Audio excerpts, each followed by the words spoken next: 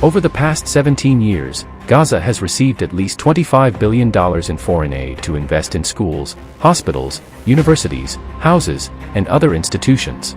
In reality, the money has gone towards building a terror infrastructure of tunnels, bombs and missiles with which to attack Israel. $25 billion can help a nation in countless ways, if spent properly. So, the question is, what could have been done with this money?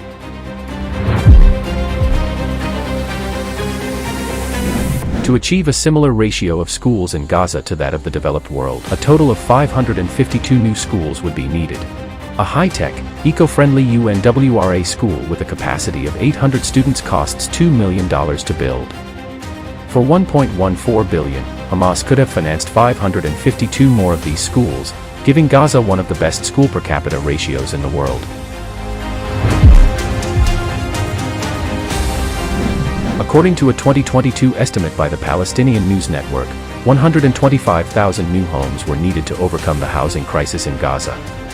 At $46,000 per affordable housing unit, the cost to alleviate Gaza's housing shortage would be $5.75 billion.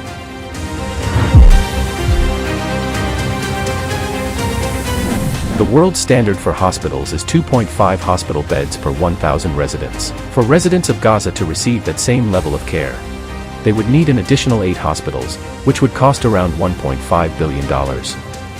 This equates to only 6% of the aid that Gaza has received and would have resulted in a world-class healthcare system. Providing Gaza with world-standard schooling, housing, and healthcare would have cost just over $8 billion in total, not even a third of the $25 billion it has received in international aid. That would leave $17 billion out of 25 to put towards other projects.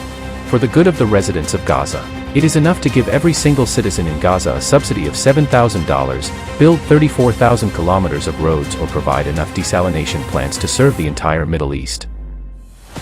But, tragically, this has not happened, so where has the money really gone? Hamas has spent billions of dollars over the last 17 years on terror infrastructure. This includes spending $680 million developing underground terror tunnels from which they smuggle weapons, hide terrorists, and fire missiles at Israel. There are up to 500 kilometers of tunnels under Gaza, which cost approximately $1 million per kilometer to build. Hamas has recently been shown dismantling pipes that supplied water to the residents of Gaza to build more terror rockets, resulting in hundreds of thousands of residents losing access to what little fresh water they had. So where is all the extra money going? In many cases, into the pockets of Hamas leaders.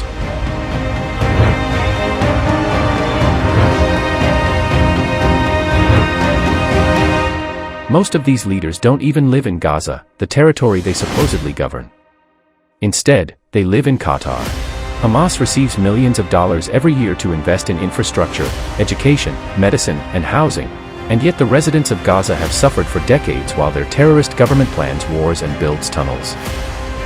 Gaza could be flourishing. Instead, the area has endured decades of devastation at the hands of its own leaders.